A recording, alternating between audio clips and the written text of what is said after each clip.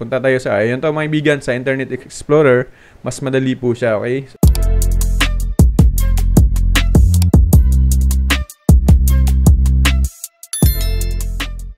Mga kaibigan, magandang araw po sa inyong lahat. Ang inyong lingkod, nagbabalik, Hailey Comworks. Kumusta po tayong lahat mga kaibigan? So ngayon mga kaibigan, sa araw ho na ito ay may ibabahagi naman po ako sa inyo tungkol po sa isang router mga kaibigan. Ito po ay bagay ho ang video na ito sa mga gusto pong magsisimula pa lamang po sa paggamit ho ng OLT. Yun pong naka-MediaCon pa, tapos magta-transfer ng setup nila as OLT. Bagay po ang video na ito sa inyo.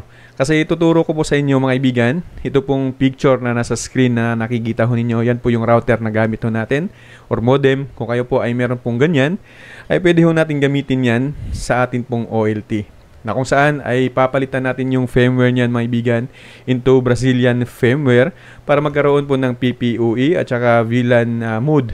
Yun pong router na po na yan mga kaibigan. So ito po ay ginagamit sa Jipon 1 Pon, yung akin pong ginamit nito mga kaibigan. So kung kayo po ay nagplano na mag-OLT, maganda po ito sa mga Jipon users ho mga kaibigan. At sana ay tama po yung termino na ginagamit ko ngayon. So before that mga kaibigan, ay gusto ko lamang po pong ibahagi din po sa inyo na meron po tayong mga tindahan na binabahagi ko po sa inyo dito po sa akin pong YouTube channel, na kung saan sa baba ho ng ating mga videos gaya ho nito, yan mga kaibigan, Peace Wi-Fi parts na pinakamura, dyan po sa description niya, meron pong mga link po dyan mga kaibigan. Kahit po sa video ho natin ngayon, sa ibaba ho ng video, sa description ho natin, meron po tayong mga link na binabahagi sa inyo, na kung saan ay pwede nyong puntahan, kasi yan po yung mga tindahan na binibilhan natin mga kaibigan, na talagang napakamura at talagang napaka-legit na mga stores po yan mga kaibigan. So dyan po yung mga Peace Wi-Fi parts na pwede ho nating bilhan na hindi ho tayo masascam at talagang mas magaan sa bulsa mga kaibigan. So shoutout din nga pala sa atin pong mga kaibigan na mga kinukuhan ko po ng mga ideya din tulad ho nitong video natin ngayon, kasi hindi ko po mabubuo itong video na ito kung hindi ko po nakuha yung Brazilian natin na firmware para magamit po sa ating modem. So shoutout nga pala, ito pong mga tatlong taong ito mga kaibigan na sa screen nakita ho ninyo, mga YouTubers din po yan. Meron din po silang mga binabahagi na tutorial tungkol din po sa mga OLT or mga routers. So kung kayo po ay may panahon, bisitahin nyo lamang po sila mga kaibigan.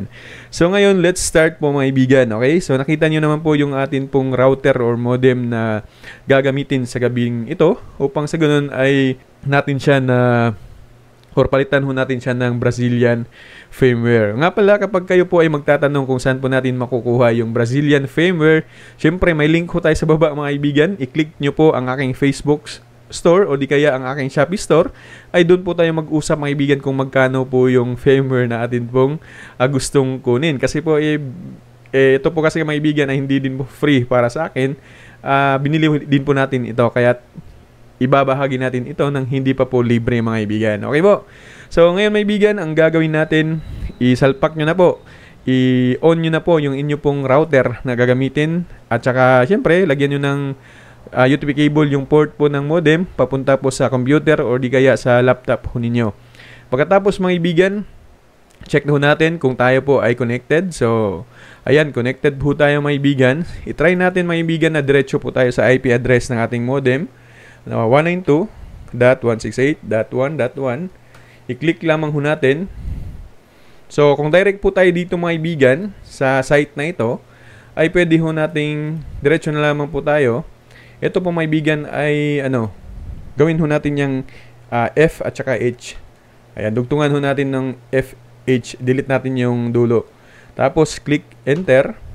Kasi dapat itong username kanina, ito username nakalagay dito kanina, ngayon dapat magiging administrator po yan mga kaibigan. Okay, so lagyan natin yan ng administrator at saka password. Yung password dito mga kaibigan, nasa link din po natin, nasa description din po natin mga kaibigan, huwag ho kayong mag-alala. Okay, so i-copy nyo lang po yung link na yun mga kaibigan, yung password nasa description ho natin. So ang lagay lang natin dito mga kaibigan, administrator is admin PLDT. So small letter po yan mga kaibigan lahat. So may dalawang option tayo sa ibaba or 5 options na password kasi minsan ay hindi siya tugma dun sa ating gagamitin na password sa modem ho natin. So, yung gagamitin ko ay ito, yung nakuha natin tulad na nakuha ninyo sa description na natin, mga kaibigan. So, click login naman po, mga kaibigan. At mapupunta ho tayo dito, okay? So, kung hindi po kayo mapupunta dito, meron pa pong, kasi yung mga ibang modem, mga kaibigan, na hindi pa po siya na set ng password or di kaya ay SSID, ay meron pa po kayong pupuntahan. Hindi po gaya nito na direct po ako. Naset ko na po pala yung password at saka username ho nito. So, yun po. Kapag kayo po mapunta doon sa dapat i-change pa kasi itong SSID at saka password, mga kaibigan. Makikita din po ninyo yan kapag gagamit ho kayo ng bagong modem na hindi pa po siya na set up. Okay? So, ngayon, kasi na set up na siya, kaya diretso ho tayo na napunta ho dito. Pero ganun din naman, kapareho din naman, mga kaibigan. So, yung gagawin lamang natin dito, nang sa ganun ay mawawala na po ang firmware na ito, punta lamang ho tayo dito sa management. Ayan, pagkatapos, dito ho tayo, mga kaibigan, sa device management. Tapos, dito naman po tayo sa local upgrade. Okay? So, sa local upgrade, mga kaibigan, choose file. Click lamang ho natin to. At syempre, hanapin natin yung atin pong eto, mga kaibigan, na firmware. Ayan. HG6245D firmware. So, yan yung gagamitin natin. Brazilian firmware, mga kaibigan. Okay, so eto, pag Globe po yung gagamitin ninyo na modem. So, pwede po ito at pwede din po ito sa PLDT. So, ito yung i-click ko. Kapag meron na po kayong file nito, mga kaibigan, i-click ko yan.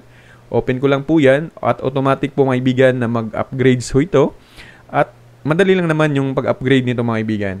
Pagkatapos nun, ay yun na, diretso na po, mga kaibigan, sa bagong firmware ng Brazilian firmware, yung mapapalitan na po ang firmware na ito. So, wait lang natin, mga kaibigan, na. So, dito, mga kaibigan, kasi PLDT yung gamit natin. Ayan. Super admin, ito yung kanina. Tapos, okay, so pag na-flash na natin, ito na yung bagong username, admin, at saka yung password, ito na po, mga kaibigan. Ito na po siya. Ayan. Para mapasok natin yung bagong firmware. Okay, so let's restart. I-restart muna natin. Tapos, i-click lang natin, mga kaibigan. Try natin kung mapasok ko natin kung hindi tayo naka-static, kung pwede ba. So, minsan, mas madali kung Internet Explorer tayo, mga kaibigan. I-click natin itong Internet Explorer. Tapos, yung 192.168.1.1, basta PLDT yung modem na gamit natin. So, click lang natin yan, mga kaibigan. Okay, wait lang natin, mga kaibigan, kung mapasok ba natin. Okay, check lang muna natin. Ayan, identifying pa. So, wait lang natin saglit. Ayan, mga kaibigan, network, connected na po tayo. So, reload lang natin. Ayaw pa din. Punta tayo sa, ayan to, mga kaibigan, sa Internet Explorer. Mas madali po siya, okay? Ito palang, Microsoft Edge nga pala ito. Okay, so yung kanyang, password is admin. Tapos, nasa description din natin, mga kaibigan, yung password. Tapos, i-click ho natin yung login. Okay, so nakita nyo po, mga kaibigan, bago na po siya. At saka kanina, bago na din po. So, ito na po yung gagawin natin ngayon. Halimbawa, ay gusto ho natin na gamitin sa GPON ho natin sa OLT. Yung gagawin lamang po natin ay napakasimple ho, na mga kaibigan. So, ang gagawin natin, pupunta lang po tayo dito sa network. Tapos, punta ho tayo dito sa broadband settings. Okay, so dito, mga kaibigan, ayan, nakita naman po ninyo. Ang one, enable ho natin yan. Service type. So, punta ho tayo dito sa, ayan. Tapos, yung VLAN ID, halimbawa, 100 yung VLAN ID ho ninyo. Tapos, yung priority nyo is 7. Depende yan, mga kaibigan, kung ano yung set sa OLT natin. Kung 7 man, 1 or 0, depende po yan kung ano yung priority na set ho doon. Halimbawa lamang po ito, VLAN 100. Ilagay ko din po dyan. Pagkatapos, ito, mga kaibigan, 1492. Sundan nyo lamang po, mga kaibigan. So, yung LAN 1, open natin lahat hanggang sa 4. SSID, babayin natin yan.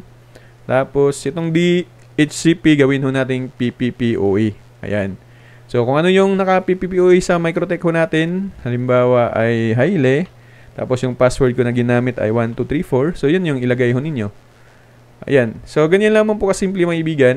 Tapos, i-click ho ninyo yung, wait lang, yung apply. Ayan mga kaibigan, sa pag-click apply ho natin, nakasave na po doon yung atin pong na-set up kanina. Automatic po yan na magagamit na ho natin itong modem na atin pong na-set up or napalitan ng bagong firmware na Brazilian firmware mga kaibigan. So, ganun lamang po kasimple mga kaibigan yung pong pagpalit ng Brazilian firmware. Again, kung gusto nyo pong kumuha ng firmware na ito, ay kontakin nyo lamang po ako. Yung link nasa description mga kaibigan. Bisitahin niyo yung Facebook store ko o di kaya ay Shopee store. Kung Shopee store kayo, mas madali kung Facebook store na lamang po maibigan para ay mabigay ho natin agad. Yun pong Brazilian firmware ho natin. Siyempre, hindi po ito libre kasi binili ho natin to, ang firmware na ito.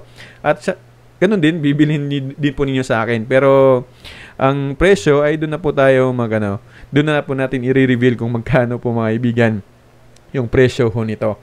So, sa naman po maibigan, i-click po ninyo yun pong atin pong mga link sa description natin na mga legit stores na kung saan dyan nyo po mabibili yung mga legit na mga piece Wi-Fi parts mga kaibigan at talagang hindi ho kayo masascam. Again mga kaibigan, kung ikaw ay baguhan sa atin pong YouTube channel, huwag po nyong kaligtaan na mag-subscribe sa ating YouTube channel mga kaibigan, mag-like ng ating mga videos, mag-share mga kaibigan, para naman po ay importante din sa lahat, mag-hit ng ating notification bell. Ito po, ayan, para po ay ma-notify ho tayo sa bago pong upload natin, mga tutorial ho natin mga kaibigan. Salamat po.